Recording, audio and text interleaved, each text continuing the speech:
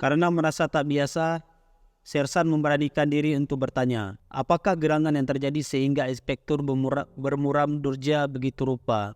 Ternyata dia bersedih sebab akan berpisah dengan kakak, yaitu putri sulungnya. Sore ini kakak dan 6 kawan dekatnya serta seorang guru mereka akan berangkat naik kapal feri menuju ibu kota provinsi.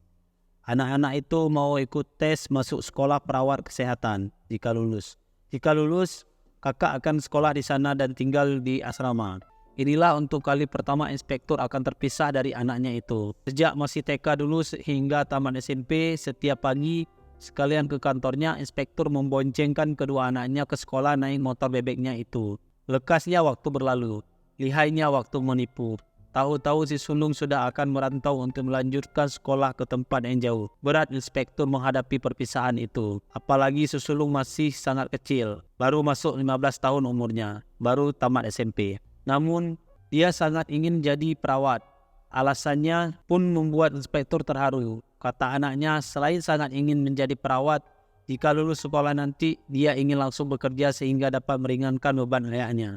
Mungkin lantaran saban hari dia melihat ekonomi ayahnya yang pas-pasan menanggung istri, 2 anak, 2 orang tua dan 2 mertua yang sudah sepuh. Pulang kerja sore itu, inspektur mampir di toko dan membeli jilbab sebagai kenang-kenangan untuk putrinya. Senja itu keluarga mereka dan keluarga kawan-kawannya mengantar di pelabuhan. Inspektur memakai kacamata hitam Shah Rukh Khan demi satu tujuan. Si sulung berpamitan dengan ayah, ibu dan adiknya. Inspektur memberikan jilbab baru itu untuknya dan diam saja. Selanjutnya dia tak lepas memandang putrinya meniti jembatan papan menuju kapal feri. Tak sampai hati dia melihat atas punggung anaknya yang tampak kebesaran untuk tubuhnya yang kecil. Putri kecilnya melambai-lambai padanya.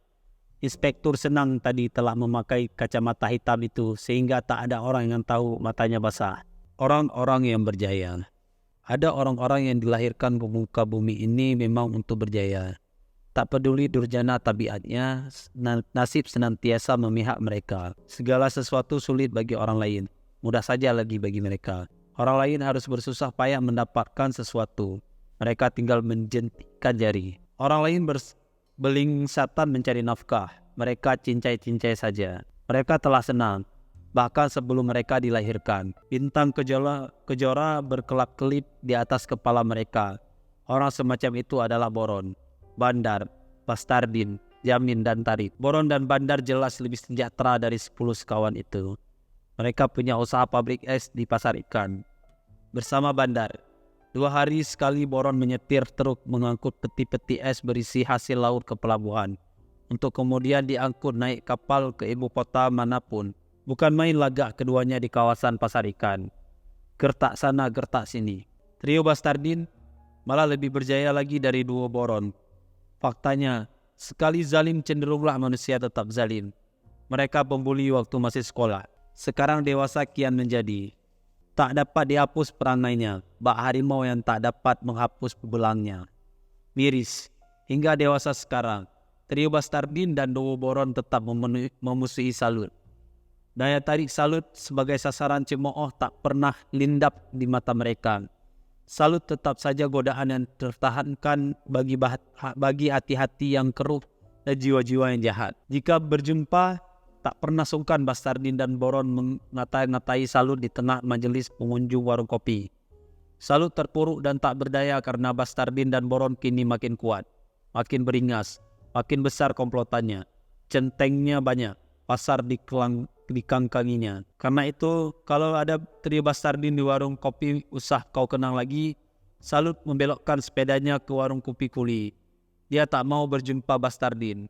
Masih trauma dia pada ancaman.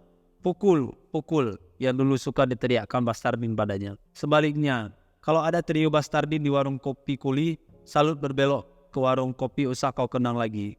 Kalau ada trio Bastardin di warung kopi kuli dan ada duo Boron di warung kopi usah kau kenang lagi, Salut ke warung kopi Mariati kawin lagi.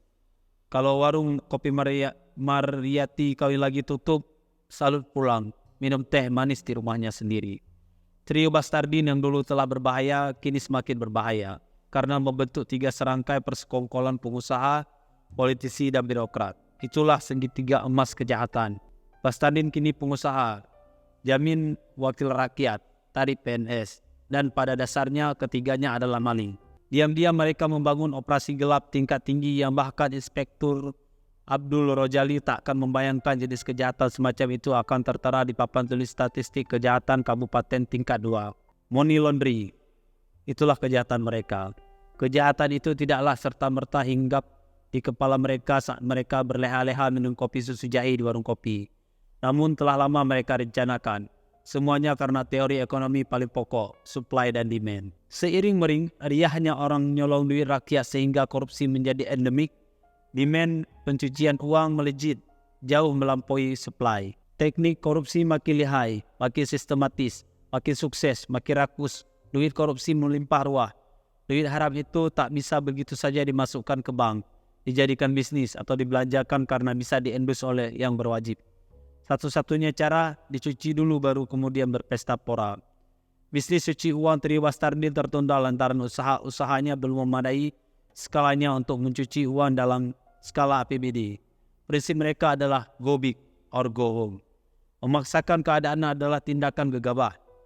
Sekonyong-konyong tak tahu siapa yang memulainya. Negeri ini dilanda dua macam demam hal. Pertama, dalam acara motivasi. Kedua, demam batu aki. Yang mereka tunggu-tunggu akhirnya tiba. Lekas-lekas Tri Bastardin membuka toko perhiasan. Batu Mulia demikian nama toko itu. Mentereng di pusat kota Belantik. Mereka tak hanya berdagang, tetapi juga menjadi pemasok batu mulia ke seluruh penjuru tanah air. Bahkan hingga ke negeri-negeri jiran. Omsetnya miliaran. Jamin dan Tarif mengaktifkan paling tidak 5 HP. Lalu bolak-balik ke ibu kota untuk rapat penuh bisik-bisik di lobi-lobi hotel bintang 5. Menegosiasikan fee dengan calon-calon klien cuci uang. Alhasil, setiap bulan seorang lelaki setengah baya, gundul dan bermata tajam serta seorang lelaki muda turun dari kapal feri. Si bapak gundul mengawasi si muda menenteng tas-tas besar. Lalu memasukkan tas-tas itu ke bagasi mobil sedan yang telah disediakan di tempat parkir pelabuhan. Mobil itu kemudian meluncur dikendarai si muda dengan kecepatan yang tidak lambat, tetapi juga tidak cepat.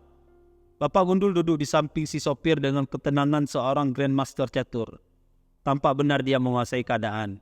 Mereka tak bicara. Mereka bekerja mengikuti protokol yang ketat dan tahu apa yang harus dilakukan. Langkah demi langkahnya. Karena mereka adalah para profesional. Mereka dapat mencabut pistol dari pinggang tanpa disadari oleh sasaran sampai peluru kaliber 22 telah berdesing menuju kepala. Tugas mereka mengawal uang miliaran di dalam tas-tas itu.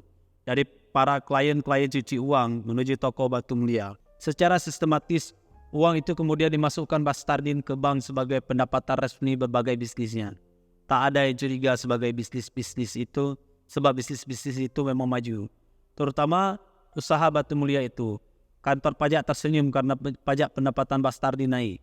Aparat tak curiga sebab tak menduga kejahatan secanggih itu terjadi di kota Belantik yang naif tanpa dosa. Bastardin, Jamin dan Tarif lalu membuat beberapa kartu ATM atas nama mereka. Mengirimkan kartu-kartu ATM